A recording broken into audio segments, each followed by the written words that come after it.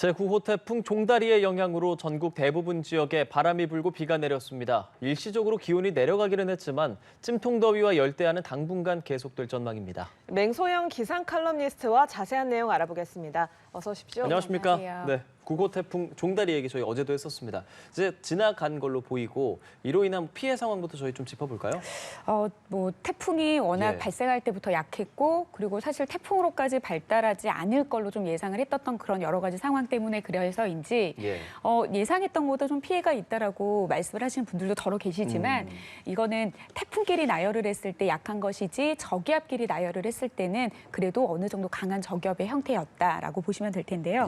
일단은 이 서해안 지역을 지나면서 태풍이 어느 정도 세력을 좀 태풍으로서의 세력을 유지하고 있을 때가 전남 서해안 지역을 지날 때입니다. 그래서 이제 이들 지역으로는 앞으로도 말씀드리겠지만 천둥, 번개, 낙뢰 피해도 좀 있었었는데 일단 중부지방을 중심으로는 하루 만에 100mm가 넘는 비가 내렸고요. 이거는 이제 전체적인 비의 양도 많았고 강도 같은 경우에는 이제 1시간 만에 어느 정도 비가 내렸는지 70mm의 비가 넘게 내린 지역도 있으면서 우리가 이제 기상청에서 최근에 말했던 극한호 수준의 비였기 때문에 여름철에 올 법한 그런 저기압 형태였지만 비와 바람으로 굉장히 이제 강한 피해가 좀 있었습니다. 일단은 광주 도심 지역의 순간 도시 전체가 환해질 만큼 천둥이 치고 번개가 물론 어제 방송을 마치고 집에 들어가니까 수도권 지역도 천둥 번개가 좀 쳤었어요. 맞아요. 그래서 저도 이제 어느 정도 이제 치는지를 좀 봤었었는데 특히 광주 전남 지역 같은 경우에는 거의 1,400회에 가까울 정도로 저녁에 천둥 번개가 쳤는데 이 번개를 맞은 곳 같은 경우에는 정전 피해도 좀 잇따랐었습니다. 머리 위로 뭐 꽝소리가 나더니 전기가 나가버렸다라고 해서 거대한 비구름으로 인해서 양수장 기계실에서 불이 나기도 했었고요. 그리고 이제 종다리가 북상을 하면서 특히 출근 시간대 수도권을 중심으로 강한 비바람이 몰아쳤고 서울 신림역 일대에서는 1시간 동안 정전이 되는 그런 상황이 좀 발생을 했었습니다. 그리고 해안 지역을 중심으로 강풍특보까지 내려진 상황인데 지금은 좀 대부분 해제가 됐거든요. 근데 아직 경기 북부 지역으로 남아있는 강한 비구름 때문에 오늘 아까 오후 한 3시 정도에 강원 북부 지역에 마지막으로 남아있던 호우특보로 이제 호우특보는 해제가 됐는데 다시 지금 경기 북부 일부 지역으로는 호우특보가 좀 남아있는 상황입니다. 예, 알겠습니다. 광주 전남 지역에 무려 1,300회, 1,400회에 달하는 많은 번개가 쳤다라고 말씀을 해주셨는데 번개 그리고 또 땅으로 떨어지는 번개를 낙뢰라고 하잖아요. 이 낙뢰로 인한 피해를 줄이려면 어떻게 대응을 해야 할까요? 일단은 이제 우리가 천둥 번개라고 하잖아요. 그런데 이 현상이 나타나는 원리를 따지면은 번개 천둥입니다. 천둥 번개가 말이 좀 아니라 다른 겁니까? 천둥이라고 하는 건 우르르 쾅쾅하고 번개 그리고 번쩍번쩍 지금 화면에서 보이는 것처럼 불빛이 반짝거린다고 생각하지만 실제 나타나는 현상은 불빛이 번쩍번쩍 먼저 거리고 난 다음에 우르르 쾅쾅을 합니다. 맞습니다. 그럼 이것은 우르르 쾅쾅하는 거는 빛의 속도고요. 그리고 번쩍거리는 우르르 쾅쾅하는 소리의 속도고 번쩍거리는 거는 빛의 속도인데 소리의 속도는 1초에 340m밖에 나가지 않지만 이 빛의 속도는 30만 킬로미터까지 1초에 나갈 수 있기 때문에 사실은 번쩍거리는 번개가 먼저 보입니다. 그래서 번개하고 천둥하고 사이에 이제 간격이 한 30초 정도까지 벌어지는 경우가 있거든요. 그래서 그 30초 기간 동안에 내가 번개의 빛을 봤다라고 하면 이제 천둥으로 피해를 입지 않도록 대비하는 시간도 좀 있기도 하는데요. 일단은 천둥 번개는 높은 곳을 좋아합니다. 그리고 약간 계단 형태로 30cm씩 계단처럼 내려오기 때문에 높은 곳들을 찾아가면서 순차적으로 땅으로 떨어지거든요. 그래서 과거에는 뭐 휴대전화를 가지고 있다가 낙뢰 피해를 봤다. 여성분들 같은 경우에는 쇠붙이 원피스를 입었는데 피해를 봤다. 이거는 주변 지역보다 위치한 곳에 이분들이 높게 있었을 뿐인 거지 사실 어떤 전자의 영향이라든지 쇠붙이의 영향보다는 높은 곳을 좀 피하는 게 좋습니다. 그래서 가장 좋은 것은 주변의 높은 지역보다 좀 낮게 만약에 나무가 있다면 나무 밑으로 내려가는 게 가장 안전한 방법이 될 수 있겠습니다. 특히 최근처럼 이제 대기가 불안정한 상황에서 천둥 번개가 많이 칩니다. 그럼 태풍 때문에 번개가 많이 쳤다라고 볼 수 있는 겁니까? 그럼? 물론 이제 어제 수도권 지역에서도 천둥 번개가 치기는 했었지만 그 앞서도 말씀드린 것처럼 전남 서해안 지역에 그래도 아직까지는 태풍으로서의 위력을 가진 상태에서 이제 머물러 있었을 때 전남 광주 지역에서 많이 쳤는데요. 일단은 이제 대기 불안정이라고 하는 것은 상하 간의 온도 차이로 발생하는 그러니까 우리가 바람이라고 하는 것은 수평적으로 불거든요. 이러면 아무 문제가 안 되는데 수직적인 공기의 움직임이 일어났을 때를 대기가 불안정하다라고 하는데 보통은 찬 공기가 밑에 있고 그리고 따뜻한 공기가 위에 있으면은 안정적인 대기 상태입니다. 그래요. 근데 지금 뭐 한반도 한 달 내내 폭염이 이어졌기 때문에 다 더운 공기 아니냐. 그러니까 네. 그만큼 더 뜨거운 공기가 상대적으로 하층으로 이렇게 들어왔기 있는 거군요. 때문에 그만큼 상하 간의 불안정이 좀 일어나서 이렇게 대기 불안정이 일어난 상황에서 선동 번개까지 좀 야기가 된 상황이었습니다. 예, 저희 피해 상황 얘기해 보고 있는데 서해안 곳곳에는 침수 피해도 발생했습니다. 뭐 백중사리의 영향도 있었다고 봐야겠죠. 오늘 오실 때 보름달 한번 보셨어요? 하늘은 못 봤습니다. 이번 예. 주에 보름달, 지금은 비가 내려서 비가 내린 효과로 인해서 지금 시정이 굉장히 깨끗합니다. 그래요? 건물의 불빛들이 굉장히 화려하게 보일 정도로 이 비의 효과 중에 대기 질이 굉장히 깨끗해졌는데요.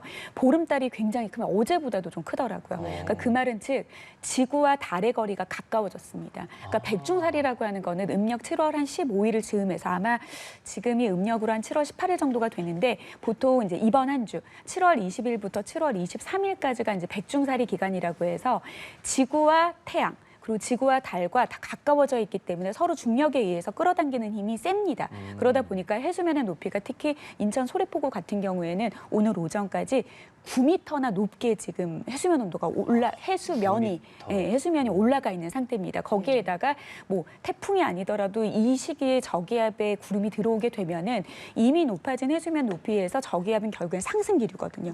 이 물들을 더 끌어당기고 여기에 지금 강한 바람까지 동반이 되면은 거의 해안 지역에 물을 퍼다 나르는 그런 형태이기 때문에 꼭 태풍이어서가 아니라 꼭 비어서가 아니라 작년 이맘때도 이맘때 지역의 서해안 지역으로는 그렇군요. 저지대의 백중사리로 인해서 피해가 입지 않도록 대비하는 기간이라고 좀 보시면 되는데 이때 마침 좀 약하기는 했지만 태풍이 지나갔다는 거. 그리고 지금 호우특보나 이런 것들은 지금 완화되고 있는 상황이지만 또 다른 저기압이 중국 북부 지역에서 다가오고 있고요. 그리고 태풍뿐만 아니라 북쪽의 상층골이라고 해서 좀 비구름을 더해줄 수 있을 만한 증상이 좀 있었습니다. 예. 그래서 지금 남부지방에 내려졌던 풍랑주의보는 지금 서해 먼바다로 오늘 밤중에 다시 확대 발효가 되고요. 그리고 동해안 지역으로까지 지금 풍랑이 확대될 가능성이 높기 때문에 이제는 전 그 삼면의 바다 모두 다 해안가 주변에 좀 주의가 필요하겠습니다. 예, 뭐 어제도 말씀을 해주셨지만 티베트 고기압, 북태평양 고기압 이중 열커튼이 한반도를 뒤덮고 있는 상황이잖아요. 이 태풍 종다리가 예상보다 빠르게 소멸된 것도 이 티베트 고기압 때문이다라는 이야기도 있는데 어떤 내용인가요?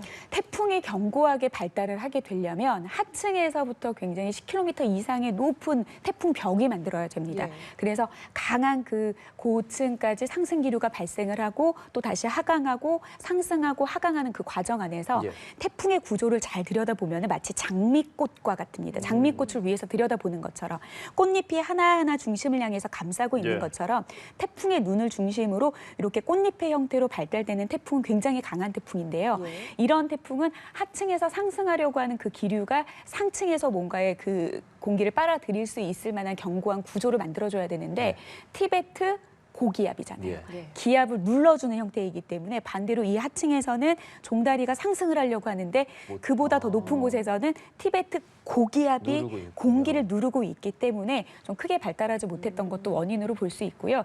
일단 지금 제주도 남쪽 부근, 대만, 필리핀 부근의 해수면 온도가 굉장히 높습니다. 예. 만약에 이 태풍이 저 멀리 괌에서부터 만들어져서 북상을 했다면 올라오는 길에 바다 열기를 받아서 엄청나게 발달한 상태에서 우리나라로 진입을 했을 텐데 워낙 우리나라 가까운 대만 동쪽 부근의 해상에서 만들어지고 그 좁은 공간은 우리나라 지역으로 좀 다가오고요.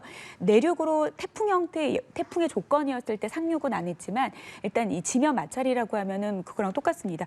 팽이를 이렇게 맨들맨들한 곳에서 돌리게 되면은 굉장히 회전력을 유지하면서 예. 돌지만 돌이 울퉁불퉁 자갈밭에서 팽이를 돌린다라고 하면은 회전력을 잃고 멈추죠. 쓰러지지 않겠습니까? 이게 바로 한반도 육지 쪽의 그 거대한 태풍 바람이 지상에 있는 산과 건물들을 만나게 됐었을 때 그게 지면의 마찰로 인해서 태풍의 회전력을 좀 잃어버리기 때문에 이제 여러 가지 이유로 인해서 우리나라 전남 서해안 지역에 진입을 했었을 때 좀 태풍이 예. 약화될 수밖에 없었습니다. 그렇군요.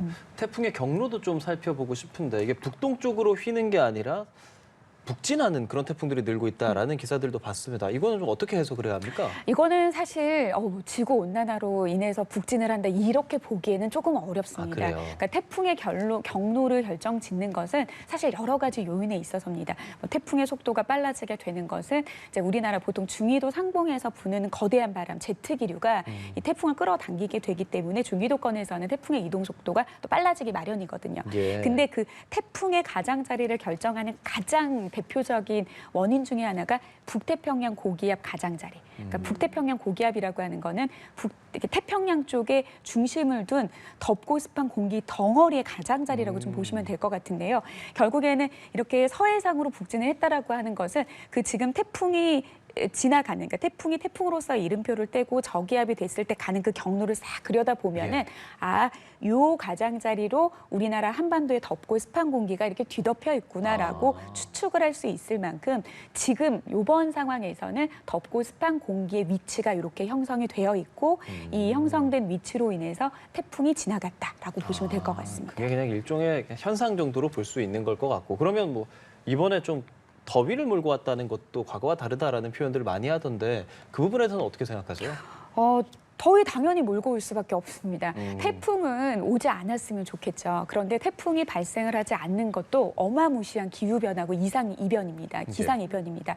적도 부근, 그러니까 지구가 이렇게 동그란 구의 형태로 있기 때문에 적도 부근은 태양의 직사광선을 받습니다. 그러니까 단위 면적당 이렇게 비스듬하게 태양빛을 받는 중위도와 고위도보다는 굉장히 태양의 열을 훨씬 더 많이 받기 때문에 이 적도 부근에 남는 열을 중위도 내지는 고위도까지 날라주는 역할을 하는 게 수송의 역할을 하는 게 자연현상에서 태풍에 너무 고마운 역할입니다. 그렇군요. 그래서 가장 좋은 거는 이번에 그 일본 남쪽, 물론 이제 7호 태풍이었을 겁니다. 일본 열도를 관통해서 지났지만 그 나머지 세 개의 태풍은 그냥 바다에서 만들어져서 바다에서 소멸되는 게 사실 어떻게 보면 가장 안정적이면서 태풍의 기능을 했다라고 볼 수 있는데요. 원래 역할 자체가 적도 부근에 덥고 습한 그 공기들을 날라주는 역할을 하기 때문에 이 태풍이 왔을 경우에는 굉장히 덥고 습한 열기가 들어오게 됩니다. 그런데 이제 문제는 만약에 세력이 굉장히 세졌으면 우리나라를 더 견고하게 지키고 있는 이 폭염의 벽을 좀 무너뜨리고 가졌을 텐데 너무 세지 않았기 때문에 그냥 온풍기처럼 열기만 불어넣는 이제 격이 됐다라고 하는 것이고요. 그리고 일단은 북쪽에서 상대적으로 차고 건조한 공기가 지금 남하하지 못하고 있는 것도 좀 영향이라고 볼 수 있겠습니다. 9호 태풍 종다리는 소멸됐지만 10호 태풍 발생 가능성도 조심스럽게 관측이 되고 있습니다. 뭐 조금 전에 괌에서 태풍이 발생을 한다면 좀 세력을 강하게 키울 가능성이 있다라고 말씀을 해주셨는데 지금 괌 북서쪽 200km 해상에 위치한 20호 열대 저압부가 내일 태풍 산산으로 발달할 가능성도 있다는 기사도 있거든요. 맞습니다. 확실하게 발달을 하죠. 보통 이제 이 지역에서 발생을 하게 되는데요. 오늘 지난 오후 3시였습니다. 열대 저압부의 형태, 어제도 계속해서 말씀을 드렸지만 중심에서의 최대 풍속이 아직 17m가 되지 않았기 때문에 이 태풍 전의 단계인 열대 저압부, 20호라고 하는 것은 이렇게 태풍 직전의 단계의 열대 저압부가 올해 한 20개 정도 발생을 했다라고 하는 것입니다. 물론 그 종다리가 다시 태풍의 이름표를 떼고 났을 때는 19호 열대 저압부이기 때문에 좀 그런 이제 열대 교란들이 나타났다고 보시면 되는데요. 이제 오늘 내일이죠. 자정을 넘긴 목요일 오후 한 3시 정도에 중심에서의 최대 풍속이 18m가 됩니다. 그렇게 되면 이제 태풍으로서의 약한 단계, 5가지 단계 중에서 가장 마지막 낮은 단계가 되는 거고요. 지금 태풍이 발달할 수 있을 정도로 태풍이 올라오는 그 경로의 해수면 온도 굉장히 뜨겁습니다. 그러니까 보통 태풍은 한 26도, 27도 정도의 해수면 온도에서 이제 요란이 생기면서 발생을 하기 시작을 하는데 지금 이들 지역의 해수면 온도가 지금 30도. 그러니까 태풍을 굉장히 강한 그 먼 거리를 이 고수온의 해역을 지나오기 때문에 이 태풍은 일본 남쪽 부근으로 다다르는 시점이 8월 26일입니다. 지금 현재로서의 발표이기 때문에 앞으로 이 시기는 당겨질 수도 있고 늦춰질 수 있다는 점이 있는데 일단 현재로서는 8월 26일 오후 3시가 되면 강도는 강한 태풍으로 발달을 하고요. 중심에서의 최대 풍속이 35면은 지금의 2배가 됩니다. 2배 이상이 됩니다. 그리고 일본 오사카 남남동쪽 약 580km 부근 해상 해상까지 접근을 하는데요. 일단은 우리나라는 이제 중위도에 속해 있죠. 지금 태풍은 저위도에 위치해 있는데 저위도 같은 경우에는 태풍이 스스로 북진하려고 하는 방향과 이 주변 지역에서는 북동 무역풍이라고 해서 북동풍이 주로 불게 됩니다. 그렇기 때문에 태풍 자체의 진행 속도는 북서진을 할 수밖에 없거든요. 위에서 북동풍으로 누르고 스스로 가려고 하는 북진이기 때문에 이제 북서쪽으로 가는 게 일반적인 태풍의 루트인 건데 지금 이제 그 앞서 말씀드렸던 8월 26일에 오사카 남쪽 해상까지 온다라고 하는 그 시점이 바로 이제 중위도에 접근하는 시점입니다. 이제 예. 그렇게 되면은 편서풍을 만나면서 동쪽으로 방향을 틀 텐데요.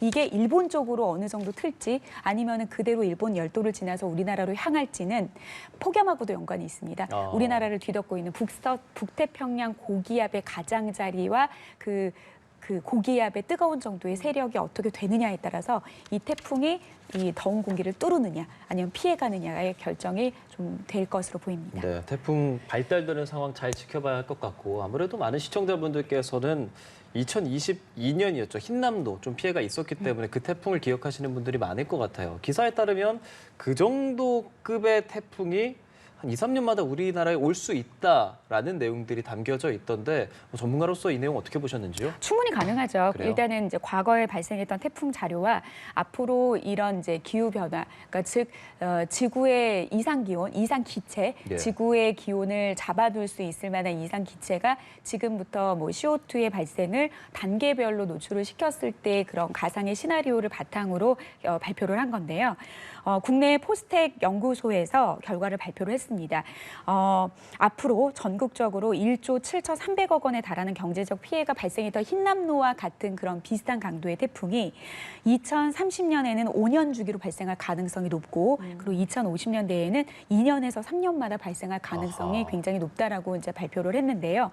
물론 이제 우리가 탄소 중립이라고 해서 이제 이산화탄소, 지구의 온도를 더 뜨겁게 만드는 그런 기체를 줄인다 하더라도 이미 배출해 놓은 이상 기체로 머금고 있는 열은 200년은 가거든요. 네. 그렇기 때문에 당장 그러면은 우리가 지구 온난화를 줄이기 위한 노력을 하면은 요거를 완화시켜 줄 수 있지 않을까라고 하지만 이렇게 뜨거워진 대기 그 바다의 온도는 쉽게 또 낮아지지 않는 그런 그래요. 상황이기 때문에 일단 뭐 행정적인 부분 그리고 피해를 야기시키지 않게 하기 위해서는 이런 강한 슈퍼 태풍에 대한 대비와 어떤 시스템 방제적인 그런 대책 마련이 앞으로 좀 필요해 보이는데 시간이 많지 않습니다. 예, 알겠습니다. 이번에는 열대야 이야기도 좀 해보겠습니다. 오후 들어서 비는 잦아들었는데요. 고온다습한 수증기가 가득 차 있는 상황입니다. 덥고 끈적끈적한 열대야가 계속 이어지고 있는데 이렇게 해가 지고 밤이 돼도 기온이 떨어지지 않는 이유는 뭔가요? 습도죠. 습도.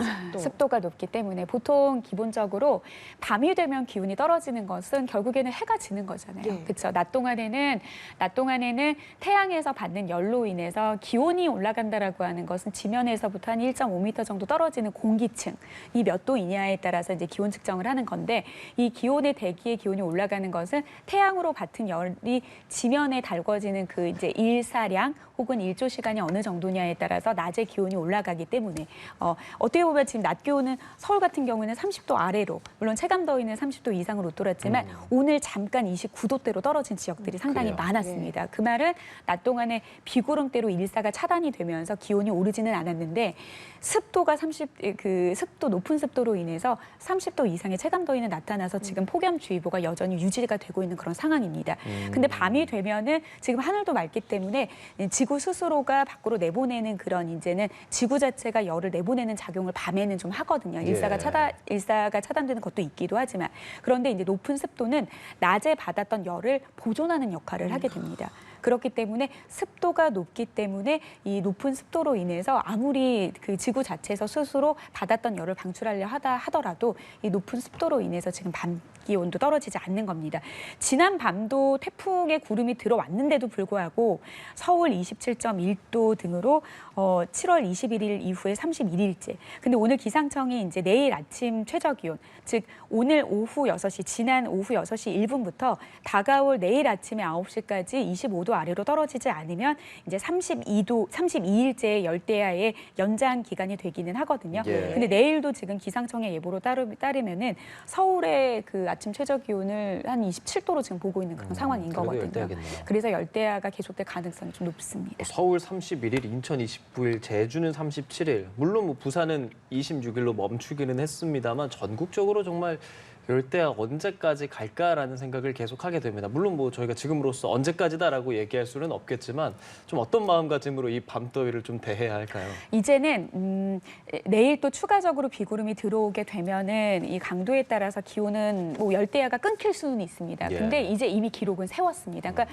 뭐 스포츠 종목의 경기로 따지자라고 하면 단연 금메달은 확보를 했는데 이제 혼자만의 싸움인 거죠. 이걸 나의 최고 기록을 만들 것인가, 국내 최고 기록, 전 세계 기록을 만들 것인가라는 싸움에서 지금 이제 어떻게 보면 서울의 열대야 최장 기록은 지금 이뤄지고 있다라고 보면 될 예. 거고요. 다음 새로운 종목은 뭐냐면 최다 종목을 깨느냐인 겁니다. 지금 32일째고 6월 달, 7월 달 포함해서 추가적으로 이제 연장 기간 말고 지금까지 발생한 열대야를 합치면 한 35일 정도 될 것 같습니다. 34일, 한 35일 정도 될 텐데 지금 다음 주까지도 8월 말까지도 지금 열대야 예보가 있거든요. 예. 그렇게 되면은 최다의 기록도 단연 금메달로 깰 가능성 충분히 있다고 생각이 듭니다. 예, 뭐 부산에서 뭐 열대야 최장지수 일수 경신 뭐 마무리했다라고 이야기를 했지만 그럼에도 불구하고 부산을 비롯해서 남부 지역에도 계속해서 열대야가 이어지겠죠. 맞습니다. 그렇기 때문에 체력 관리를 굉장히 잘해야 됩니다. 우리도 젊지만 이제 젊으신 분들도 나는 건강에 괜찮하게 밤에도 여전히 산책을 하거나 이렇게 바깥 운동을 하시는 분들 더러 보이세요. 그러니까 예. 더우니까 뭐 집에도 답답하니까 바깥 공기를 쐬러 이제 습관처럼 저녁 산책을 하시는 분들이 좀 있는데 그런 이 체감적인 어떤 느낌보다는 실제 기온을 좀 살펴봤을 때 체감 온도가 30도가 좀 넘고 그리고 더위가 좀 지속적으로 나타난다라고 판단이 자료로 판단이 됐을 때는 그래도 이번 더위가 완전히 좀 수그러들어서 여름보다는 가을에 가까운 공기 느낌이 느껴지게 될 때까지는 좀 밤낮을 가리지 않고 시원한 곳을 찾아서 내가 지금 보여지는 어떤 뚜렷한 온열 질환의 어떤 증상이 보이지는 않더라도 예. 지금 굉장히 오랜 기간 동안에 누적된 스트레스가 좀 있거든요. 그래서 저는 최근 들어서 좀 뭐 물론 바쁘기는 하지만 좀 이유 없이 예전보다 체력이 확실히 지치는 것들을 좀 많이 느끼기는 하거든요. 맞아요. 그러니까 그렇기 때문에 이제는 이제 대한민국의 국민 모두 남녀노소 모두 다 이제 오랜 기간 동안 쌓여진 그 폭염에 대한 피로에 따라서 좀 건강 관리를 좀 잘하고 드시는 것도 잘 드시고 좀 뭐 낮잠을 좀 자는 등의 어떤 예. 피로 회복을 하는데 여러 가지 방법들을 사용하면 좋을 것 같습니다. 네, 칼럼니스트님 뭐 마지막 질문이 될 것 같은데 이런 여름에 정말 무더위, 열대야도 막 30일 넘게 이어지는 이게 이제 이상기후가 돼서 앞으로 여름마다 이럴 것이다라고 봐야 하는 겁니까? 아예 기후가 좀 바뀌었다고 전문가들은 보고 있습니까? 아, 그렇죠. 이제 여름에 뭐 이제 절기 얘기를 참 오래 이야기를 많이 했는데 사실상 이제는 내년부터는 절기 얘기를 안 해야 될 수도 있을 것 같습니다. 이제 전반적인 기후 변화로 인해서 절기는 우리나라 기준으로 만든 것이 아니라 중국, 우리나라보다 좀 고위도에 위치한 지역에 예전에 이제 예보를 하지 않았던 그 시대의 어떤 선조들의 어떤 지혜로 인해서 만들어진 물론 이제 과학적인 어떤 근거도 좀 있기는 합니다만 과거의 기록과 10년 주기 단위로 우리나라의 기후의 계절의 그 일수 패턴을 봤을 때 여름 과거에 비해서 거의 한 달 가까이 좀 늘어난 그런 상황입니다. 맞아요. 그렇기 때문에 이제는 어떻게 보면은 올해 이런 푹푹 찌는 더위를 우리가 겪었기 때문에 예. 내년에 이 정도의 더위가 찾아오더라도 좀 올해 좀 별로 예년 정도네. 그저 그렇게 느낄 수 있을 정도로 그게 바로 적응이 될 수도 있을 겁니다. 그렇게 되면 이제는 폭염주의보와 경보의 기준 자체가 격상될 수도 있겠고요. 그리고 많은 분들이 이제 옷을 할 때도 나 기능성 옷을 좀 사야겠어라고 하는 것처럼 이렇게 끌어가는 여름의 날씨에 따라서 우리 주변 생활에 아주 굉장히 세세한 부분들의 변화가 일어날 것이기 때문에 당장 다가올 기후 변화에 대한 두려움보다는 적응이라는 시스템 안에서의 앞으로 세상이 바뀔 것도 좀 기대해 보는 것도 좋을 것 같습니다. 예, 지금까지 맹소영 기상 칼럼니스트와 함께 폭염, 열대야 그리고 태풍에 대한 이야기까지 함께 나눠봤습니다. 고맙습니다. 조심히 가십시오.